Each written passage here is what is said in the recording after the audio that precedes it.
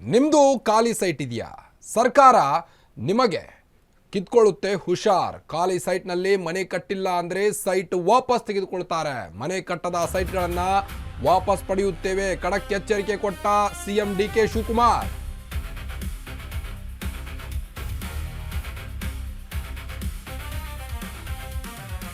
ನಿಮ್ಮದು ಖಾಲಿ ಸೈಟ್ ಇದೆಯಾ?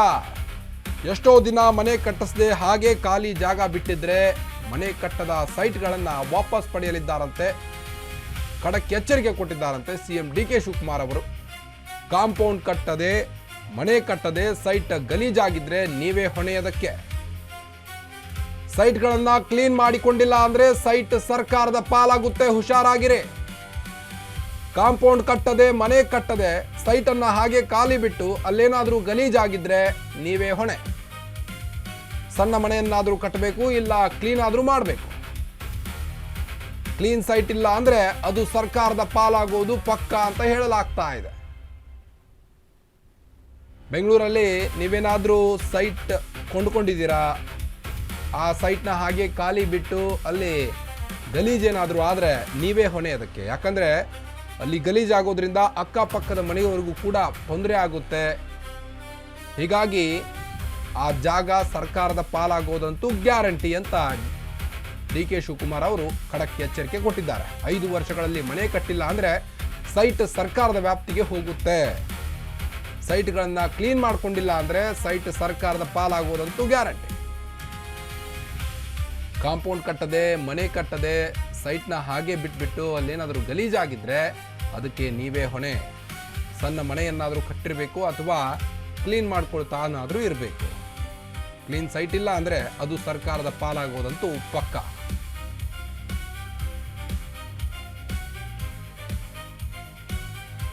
ಕಾಂಪೌಂಡ್ ಕಟ್ಟದೆ, ಮನೆ ಕಟ್ಟದೆ ಸೈಟ್ ಏನಾದರೂ ಗಲೀಜಾಗಿದ್ರೆ ಇನ್ನು ಮುಂದೆ ಸರ್ಕಾರದ ಪಾಲಾಗುತ್ತೆ ನಿಮ್ಮ ಸೈಟು, ಹುಷಾರಾಗಿದೆ. ಸಣ್ಣ ಮನೆಯನ್ನಾದರೂ ಕಟ್ಟಬೇಕು ಅಥವಾ ಕ್ಲೀನ್ ಆದರೂ ಮಾಡ್ತಾ ಇರಬೇಕು ಆ ಸೈಟ್ನ ಓನರ್. ಈಗ ಸಿಎಂ ಡಿ ಕೆ ಶಿವಕುಮಾರ್ ಅವರು ಖಡಕ್ ಎಚ್ಚರಿಕೆ ಕೊಡುವ ಮೂಲಕ ಬೆಂಗಳೂರಿಗರಿಗೆ ಮತ್ತೆ ಖಡಕ್ ಸಂದೇಶವನ್ನು ರವಾನಿಸಿದ್ದಾರೆ.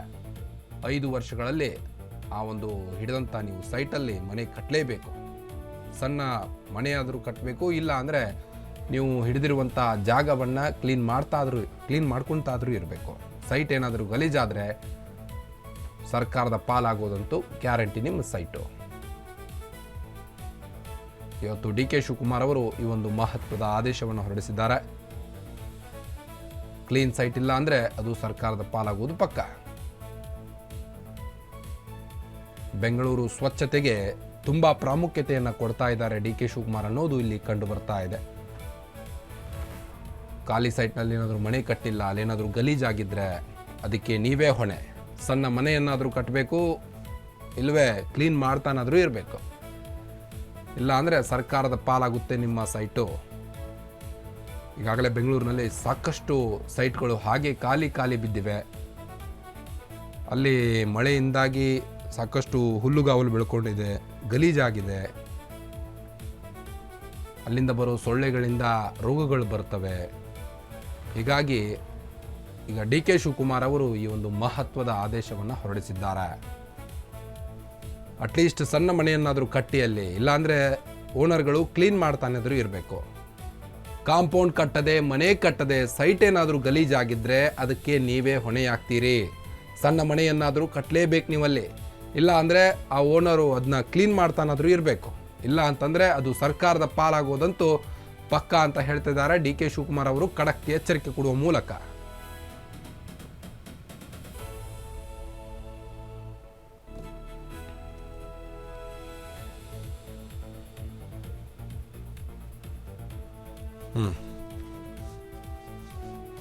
ಕಾಂಪೌಂಡ್ ಕಟ್ಟದೆ, ಮನೆ ಕಟ್ಟದೆ ಸೈಟ್ ಏನಾದ್ರೂ ಗಲೀಜಾಗಿದ್ರೆ ನೀವೇ ಹೊಣೆ. ಸಣ್ಣ ಮನೆಯನ್ನಾದ್ರೂ ಕಟ್ಟಬೇಕು, ಇಲ್ಲ ಕ್ಲೀನ್ ಆದ್ರೂ ಮಾಡ್ತಾ ಇರಬೇಕು. ಇಲ್ಲ ಅಂತಂದ್ರೆ ಸರ್ಕಾರದ ಪಾಲಾಗುತ್ತೆ ನಿಮ್ಮ ಸೈಟ್, ಹುಷಾರಾಗಿರಿ. ಬೆಂಗಳೂರು ಸ್ವಚ್ಛತೆಗೆ ಡಿ ಕೆ ಶಿವಕುಮಾರ್ ಅವರು ಮತ್ತೊಂದು ಮಹತ್ವದ ಆದೇಶವನ್ನು ರವಾನಿಸಿದ್ದಾರೀಗ. ನಿಮ್ದು ಖಾಲಿ ಸೈಟ್ ಇದೆಯಾ? ಹಾಗಾದ್ರೆ ಸರ್ಕಾರ ಅದನ್ನ ಕಿತ್ತುಕೊಳ್ಳುತ್ತೆ, ಕ್ಲೀನ್ ಆಗಿಡ್ಲಿಲ್ಲ ಅಂದ್ರೆ. ಖಾಲಿ ಸೈಟ್ನಲ್ಲಿ ಚಿಕ್ಕ ಮನೆಯನ್ನಾದರೂ ಕಟ್ಟಿಸ್ಬೇಕು ಅಥವಾ ಆ ಸೈಟನ್ನು ಕ್ಲೀನ್ ಮಾಡ್ತಾನಾದರೂ ಇರಬೇಕು. ಅದು ಬಿಟ್ಟು ಹಾಗೆ ಸೈಟ್ ಹಿಡಿದು ಬಿಟ್ಬಿಟ್ರೆ ಅದು ಸರ್ಕಾರದ ಪಾಲಾಗುತ್ತೆ. 5 ವರ್ಷಗಳಲ್ಲಿ ಮನೆ ಕಟ್ಟಿಲ್ಲ ಅಂದರೆ ಅದು ಸೈಟ್ ಸರ್ಕಾರದ ಪಾಲಾಗೋದಂತೂ ಗ್ಯಾರಂಟಿ. ಸೈಟ್ಗಳನ್ನು ಕ್ಲೀನ್ ಮಾಡ್ಕೊಂಡಿಲ್ಲ ಅಂದರೆ ಅದು ಸರ್ಕಾರದ ಪಾಲಾಗುತ್ತೆ. ಈಗ ಖಾಲಿ ಸೈಟ್ಗಳನ್ನು ಹಿಡಿದು ಬಿಟ್ರೆ ಅಂದರೆ ಅಲ್ಲಿ ಕಸ ತಂದು ಹಾಕ್ತಾರೆ ಜನ, ಅದರಿಂದ ಸಾಕಷ್ಟು ತೊಂದರೆ ಆಗುತ್ತೆ ಅಕ್ಕಪಕ್ಕದ ಜನರಿಗೆ. ಹೀಗಾಗಿ ಇದನ್ನು DK ಶಿವಕುಮಾರ್ ಅವರು ಮಹತ್ವದ ಆದೇಶ ಹೊರಡಿಸಿದ್ದಾರೆ. ಬನ್ನಿ ಬಗ್ಗೆ ಇನ್ನಷ್ಟು ಹೆಚ್ಚಿನ ಅಪ್ಡೇಟ್ಸ್ ಕೊಡ್ತಾ ಹೋಗ್ತಾರೆ ನಮ್ಮ ರಿಪೋರ್ಟರ್ ಆದಂಥ ವಿವೇಕ್. ಇನ್ನು ಮುಂದೆ ಖಾಲಿ ಸೈಟ್ ಇದ್ದರೆ ಕಿತ್ಕೊಳ್ಳುತ್ತಾ ಸರ್ಕಾರ ಅಂತ, ಅಂದರೆ ಅಲ್ಲಿ ಜಾಗನ ಕ್ಲೀನ್ ಮಾಡ್ತಾನಾದ್ರೂ ಇರಬೇಕಾ ಅಥವಾ ಸಣ್ಣ ಮನೆಯನ್ನಾದರೂ ಏನಾದರೂ ಕಟ್ಕೊಳ್ತಾ ಇರಬೇಕಾ, ಹೇಗೆ ಅಂತ? ಎಸ್ ಕಾರ್ತಿಕ್, ಇವತ್ತು ಸರ್ಕಾರದಿಂದ ಒಂದು ಮಹತ್ವದ ನಿರ್ಧಾರನೆ ಮಾಡಿದೆ ಅಂತಾನೆ ಹೇಳ್ಬೋದು. ಒಂದು ಕಡೆ ತ್ಯಾಜ್ಯದಿಂದ ಸ್ವಾತಂತ್ರ್ಯ ಅಂತ ಹೇಳಿ ಫ್ರೀಡಮ್ ಫ್ರಮ್ ವೇಸ್ಟ್ ಅಂತಾನೆ ಒಂದು ಮೂವ್ಮೆಂಟ್ ಅನ್ನ ಸ್ಟಾರ್ಟ್ ಮಾಡೋದಕ್ಕೂ ಸರ್ಕಾರ ಮುಂದಾಗಿರ್ತಕ್ಕಂಥದ್ದು. ಇವತ್ತು ಇಲ್ಲೇ ಇರ್ತಕ್ಕಂಥ ನೆಕ್ಸಸ್ ಮಾಲ್ ಬಳಿ ಕೂಡ ಒಂದಿಷ್ಟು ST ಮಾಲ್ ಬಳಿ ಈ ವಿಚಾರವನ್ನ ಆರಂಭ ಮಾಡಿರ್ತಕ್ಕಂಥದ್ದು ಸರ್ಕಾರ. ಇದರಲ್ಲಿ ಪ್ರಮುಖವಾಗಿ ಇರ್ತಕ್ಕಂಥ ಕೇಂದ್ರ ಸಚಿವರಾದಂತಹ ಶೋಭಾ ಕರಂದ್ಲಾಜೆ ಜೊತೆಗೆ ಬೆಂಗಳೂರು ಅಭಿವೃದ್ಧಿಯ ಪ್ರಾಧಿಕಾರದ ವಿಚಾರದ ಸಂಬಂಧಪಟ್ಟಂತ ಆಗಿರುವಂತಹ ಸಚಿವರಾಗಿರುವಂತಹ ಕೃಷ್ಣ ಬೈರೇಗೌಡರಾಗಿರ್ಬೋದು, ಎಲ್ಲರೂ ಕೂಡ ಒಂದಿಷ್ಟು ಜನ, ಯಲಹಂಕ ಶಾಸಕ ವಿಶ್ವನಾಥ್ ಎಲ್ಲರೂ ಕೂಡ ಭಾಗಿಯಾಗಿದ್ರು. ಈ ಸಂದರ್ಭದಲ್ಲಿ ಲೆಟ್ ಸ್ಟಾರ್ಟ್ ಕ್ಲೀನಿಂಗ್ ಬೆಂಗಳೂರು ಅಂತ ಹೇಳಿ ಒಂದು ಮೂವ್ಮೆಂಟ್ ಅನ್ನ ಆರಂಭ ಮಾಡಿರ್ತಕ್ಕಂಥದ್ದು. ಅದೇ ತ್ಯಾಜ್ಯದಿಂದ ಸ್ವಾತಂತ್ರ್ಯ ಅಂತ ಹೇಳಿ ಆರಂಭ ಮಾಡಿರ್ತಕ್ಕಂಥದ್ದು. ಇಂತಹ ಸಂದರ್ಭದಲ್ಲಿ ಇವತ್ತು ಸುದ್ದಿಗೋಷ್ಠಿಯ ಮಾಡುವಂತ ಸಂದರ್ಭದಲ್ಲಿ ಮುಖ್ಯಮಂತ್ರಿ ಅವರು ಒಂದು ಮಹತ್ವದ ನಿರ್ಧಾರವನ್ನ ಘೋಷಣೆ ಮಾಡಿರ್ತಕ್ಕಂಥದ್ದು. ಏನಂದ್ರೆ, ಇನ್ನ ಮುಂದೆ ನಿಮ್ಮ ಬಳಿ ಏನಾದ್ರು ಈಗ ಸಾಕಷ್ಟು ಖಾಲಿ ಸೈಟ್ಗಳು ಬೆಂಗಳೂರಿನಲ್ಲಿ ಇರ್ತಕ್ಕಂಥದ್ದು, ಆ ಖಾಲಿ ಸೈಟ್ ನಲ್ಲಿ ಎಲ್ಲ ಕಡೆ ಕಸ ಹಾಕೋದು ಆಗಿರ್ಬೋದು, ಈ ರೀತಿಯಾದಂತ ಒಂದಿಷ್ಟು ವಾತಾವರಣಗಳನ್ನ ಸಾಕಷ್ಟು ಬಾರಿ ನಾವು ನೋಡಿರ್ತಕ್ಕಂಥದ್ದು. ಈ ರೀತಿಯಾಗಿ ಕಸಗಳನ್ನ ಹಾಕೋದು, ಆ ಖಾಲಿ ಇರ್ತಕ್ಕಂಥ ನಿವೇಶನದ ಬಳಿ ಜಾಗಗಳೇನಿರುತ್ತೆ ಅಲ್ಲೆಲ್ಲವನ್ನು ಕಸವನ್ನ ಹಾಕ್ತಕ್ಕಂಥದ್ದು, ಮತ್ತೆ ಒಂದಿಷ್ಟು ಗಲೀಜ್ ಮಾಡ್ತಕ್ಕಂಥದ್ದು ಕೆಲಸಕ್ಕೆ ಸಾಕಷ್ಟು ಜನರು ಕೂಡ ಮುಂದಾಗ್ತಾ ಇದ್ರು.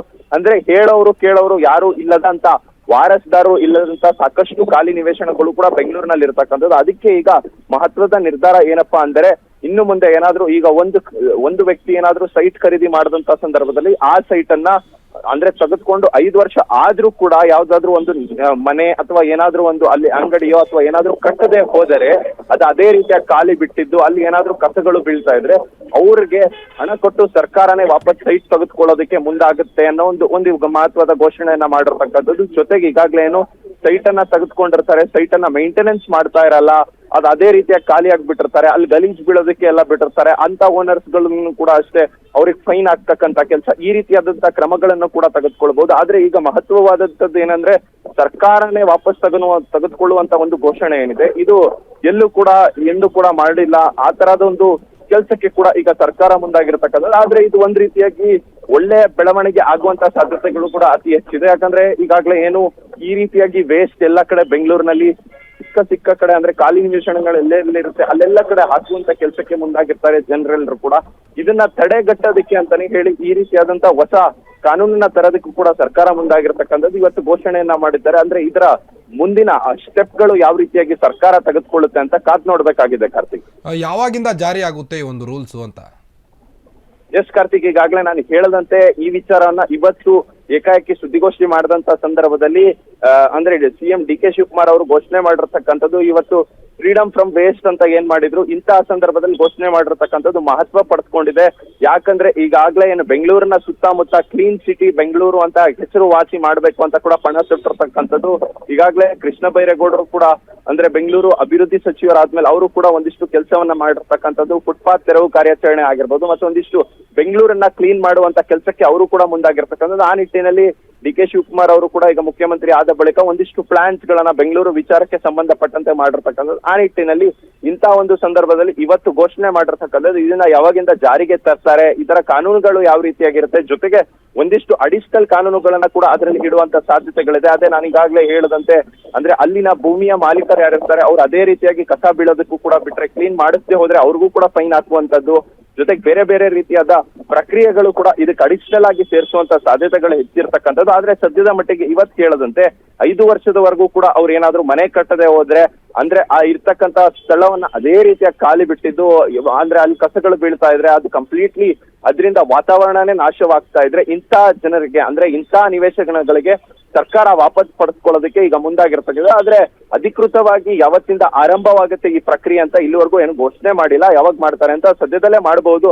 ಆ ಕಾತುರದಲ್ಲೇ ಎಲ್ಲರೂ ಕೂಡ ಜನರು ಇದ್ದಾರೆ. ಇದು ಒಂದ್ ರೀತಿಯಾಗಿ ಜನ ಮೆಚ್ಚುಗೆ ಆಗ್ಬಹುದು ಅಂತ ಕೂಡ ಕೇಳಿ ಬರ್ತಾ ಇದೆ. ಯಾಕಂದ್ರೆ ಈಗಾಗ್ಲೇ ಅಕ್ಕಪಕ್ಕದಲ್ಲಿ ಇರ್ತಕ್ಕಂಥ ಮನೆಗಳಿಗೆ ಸಾಕಷ್ಟು ಸಮಸ್ಯೆ ಆಗುತ್ತೆ. ಒಂದು ಕಡೆ ಏನಾದ್ರೂ ಕಸ ಹಾಕಿದ್ರೆ ಅಕ್ಕದ ಮನೆ ಅಥವಾ ಪಕ್ಕದಲ್ಲಿ ಇರ್ತಕ್ಕಂಥ ಮನೆಗಳಿಗೆ ಅಲ್ಲಿಂದ ಒಂದಿಷ್ಟು ಸೊಳ್ಳೆಗಳು, ಒಂದಿಷ್ಟು ವಾಸನೆ ಇದೆಲ್ಲವೂ ಕೂಡ ಹುಟ್ಕೊಳ್ಳುತ್ತೆ. ಆ ನಿಟ್ಟಿನಲ್ಲಿ ಅಂತವ್ರಿಗೆಲ್ಲರಿಗೂ ಕೂಡ ಈ ಕಸದಿಂದ ಮುಕ್ತಿಗೊಳಿಸೋದಕ್ಕೆ ಅಂದ್ರೆ ಕ್ಲೀನ್ ಬೆಂಗಳೂರು ಮಾಡೋದಕ್ಕೆ ಈ ರೀತಿಯಾದಂತ ಒಂದು ಕಾನೂನು ತರೋದಕ್ಕೆ ಮುಂದಾಗಿರ್ತಕ್ಕಂಥದ್ದು. ಇದೆಲ್ಲರೂ ಕೂಡ ಒಂದು ಸಾರ್ವಜನಿಕರಿಗೆ ಬಳಕೆ ಆಗುವಂತ ಸಾಧ್ಯತೆಗಳು ಹೆಚ್ಚಿರೋದ್ರಿಂದ ಇದು ಆದಷ್ಟು ಬೇಗ ಸರ್ಕಾರ ತರುವಂತ ಎಲ್ಲಾ ಸಾಧ್ಯತೆಗಳು ಕೂಡ ಇದೆ. ಕಾರ್ತಿಕ್, ಓಕೆ, ಥ್ಯಾಂಕ್ ಯು ತಮ್ಮೆಲ್ಲ ಮಾಹಿತಿಗಾಗಿ ವಿವೇಕ. ವಾಪಸ್ ತೆಗೆದುಕೊಳ್ಳುವಂಥದ್ದು ಅಧಿಕೃತವಾಗಿ ಆಗುತ್ತಾ ಸರ್? ಖಂಡಿತ ವಿಧಿನೇ ಇಲ್ಲ, ಮಾಡ್ಲೇಬೇಕಾಗ್ತದೆ. ನಾವು ಸೈಟ್ ಕೊಟ್ಟಿರೋದು ಮನೆ ಕಟ್ಕೊಡಿ ಅಂತ 20 ವರ್ಷ 30 ವರ್ಷ 40 ವರ್ಷ ಆದ್ರೂ ಕೆಲವ್ರು ಕಟ್ಟಿಲ್ಲ. ವಿ ವಿಲ್ ನಾಟ್ ಹ್ಯಾವ್, ನಾವು ವಾಪಸ್ ಪಾಪ ಅವ್ರಿಗೆ ದುಡ್ಡು ಕೊಟ್ಬಿಡೋಣ. ಅವ್ರಿಗೆ ಏನಿದೆ ದುಡ್ಡು ಏನ್ ಕಟ್ಟಿದ್ದಾರೆ ಅದಕ್ಕೆ ಬಡ್ಡಿ ಗಿಡ್ಡಿ ಎಲ್ಲ ಸೇರಿಸಿ ಕೊಟ್ಬಿಡೋಣ.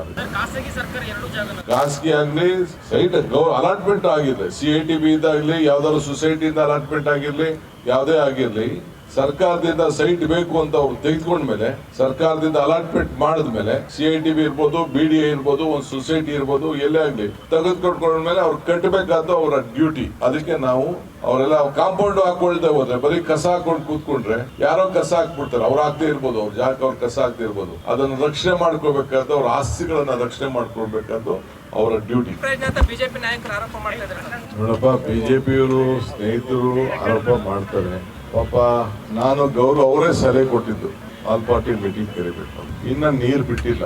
ಆದ್ರೆ ಸಾಯಂಕಾಲದಷ್ಟೊತ್ತಿಗೆ ನೀರು ಬಹುಶಃ ಒಂದು ಡ್ಯಾಮ್ ತುಂಬುವಂತ ಒಂದು ಪರಿಸ್ಥಿತಿ ಬಂದ್ಬಿಟ್ಟಿದೆ. ನೀರನ್ನು ನಾನು ಹಿಡ್ಕೊಳಕ್ಕೆ ಆಗುದಿಲ್ಲ. ನಾಳೆ ನಮ್ಮ ಎಲ್ಲ ಆಗ್ಲೇ ತಮಿಳುನಾಡವರು ಸುಪ್ರೀಂ ಕೋರ್ಟ್ ಹೋಗ್ಲಿಕ್ಕೆ ತಯಾರು ಮಾಡ್ಕೊಂಡಿದ್ದಾರೆ ಅಂತ ಹೇಳಿ ಇವತ್ತು ಸ್ಟೇಟ್ಮೆಂಟ್ ಕೂಡ ಕೊಟ್ಟಿದ್ದಾರೆ.